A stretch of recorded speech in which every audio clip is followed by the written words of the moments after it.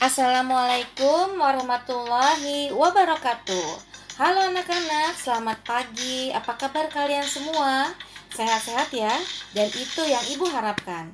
Nah, untuk kali ini kita ketemu kembali masih bab 3 ya, yaitu tentang klasifikasi materi dan perubahannya. Nah, untuk kali ini kita belajar tentang perubahan materi. Nah, kita mulai ya. Sebelum kita mulai, kalian pernah melihat ini kan? Nah, perhatikan di sini. Ini adalah sebuah bom ya. Nah, kemudian ada juga pencairan es batu atau pembakaran kertas atau juga pelelehan lilin. Nah, contoh-contoh yang ada di sini adalah merupakan perubahan materi, di mana suatu zat berubah menjadi perubahan fisika ataupun perubahan kimia. Nah, untuk mengetahui apa itu perubahan fisika kimia, kita bahas ya satu-satu. Nah, apa itu tentang perubahan fisika dan kimia? Nah, sifat materi, kita belajar dulu sifat materi dan perubahannya.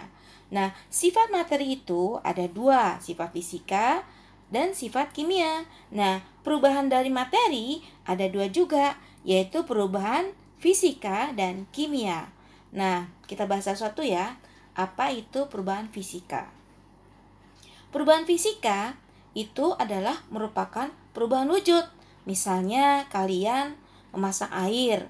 Nah, uapnya air itu menjadi uap. Nah, itu perubahan wujud.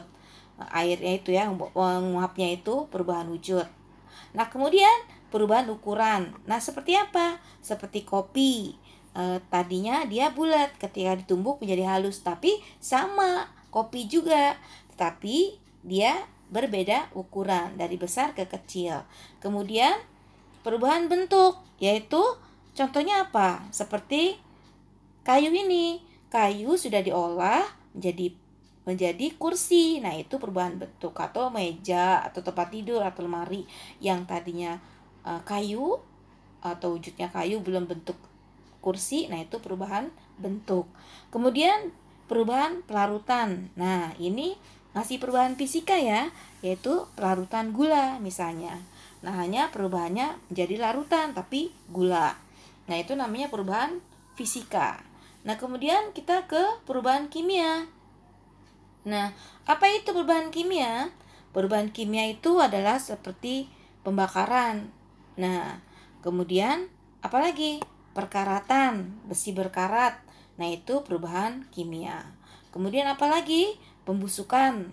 Nah, kalau kalian diemin ini apel, kalian diemin aja, lama-lama dia akan busuk. Pisang juga demikian. Nah, itu akan mengalami pembusukan ya. Nah, itu namanya perubahan kimia, menghasilkan zat baru. Atau kalian tadi pertama lihat tentang bom atau kertas dibakar. Nah, itu perubahan kimia. Nah, sekarang perhatikan ini. Kalian pernah ini melihat apa ini? Ini adalah suatu kembang api ya, dimana kamu pasti lihat setiap perayaan-perayaan pasti ada kembang api. Nah, pada kembang api terjadi suatu peristiwa kimia, yaitu pembakaran. Namun sebenarnya ada suatu rahasia kembang api, yaitu di balik keindahan warna-warni yang ditimbulkan. Nah, mengapa kembang api bisa berwarna-warni? Nah, bahan kimialah yang menyebabkan warna-warni kembang api itu. Jadi, untuk menghasilkan loncatan api dan letupan suara, sebuah oksidator direaksikan dengan logam atau unsur. Nah, seperti apa unsurnya? Yaitu unsur magnesium, aluminium yang dicampur dengan sulfur.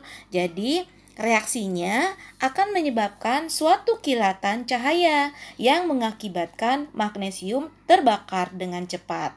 Nah, jadi efek warna pada kembang api, efek warna pada kembang api ini adalah dari unsur-unsur tadi. Aluminium warnanya api, warna apinya perak. Kemudian putih kelap-kelip. Nah, perhatikan itu. Itu merupakan kumpulan komponen gemerlap dari aluminium. Kemudian ada lagi unsur yang mempengaruhinya, yaitu barium, menghasilkan warna hijau. Nah, barium itu Ba ya. Kemudian kalsium atau Ca. Nah, digunakan untuk memperdalam warna kembang api seperti orange. Nah, kemudian magnesium Mg digunakan untuk putih terang. Nah, keindahan kembang api di situ. Jadi untuk keseimbangan kembang api kalau magnesium.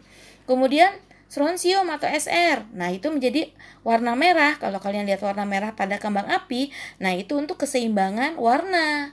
Nah, kalau magnesium itu keindahan warna, tapi strontium untuk keseimbangan warna. Nah, tambah lagi unsur Zn atau Zn. Ini untuk menghasilkan efek asap kembang api. Perhatikan kembali kembang apinya. Nah, indah bukan? Warna-warni ini ternyata ada rahasianya dari macam-macam unsur. Dimana tadi warna hijau dihasilkan oleh apa? Unsur barium.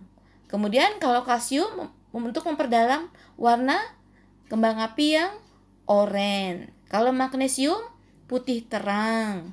Kalau strontium warna merah. Nah, kalau seng untuk menghasilkan efek asap. Nah, itu perhatikan kembang apinya.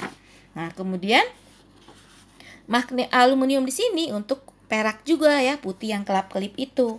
Nah, itu adalah rahasia keindahan daripada kembang api yang kalian saksikan ya. Nah, kemudian apa perbedaannya dari perubahan fisika dan kimia? Nah, perubahan fisika adalah tidak menghasilkan zat baru. Contoh yang tadi, lilin kalian bakar, dia tidak akan menghasilkan zat baru. Dia akan tetap lilin, hanya bentuknya yang berubah. Kemudian zatnya dapat kembali seperti semula atau kembali seperti sebelumnya ya. Jadi misalkan kalian bakar lilin, dia akan tetap lilin. Nah, umumnya perubahan terjadi pada wujud, warna, bentuk, dan ukuran. Tadi kita lihat kan, kayu menjadi kursi. Kemudian apalagi kopi bubuk. Nah, itu bentuk. Nah, kemudian penyebab perubahannya disebabkan oleh gaya dan suhu. Nah, itu adalah perubahan fisika. Lalu kalau perubahan kimia bagaimana? Yaitu menghasilkan zat baru. Contoh yang tadi, kembang api. Kemudian bom tadi yang pertama kalian lihat. Kemudian kertas dibakar. Nah, atau perkaratan. Nah, itu perubahan kimia.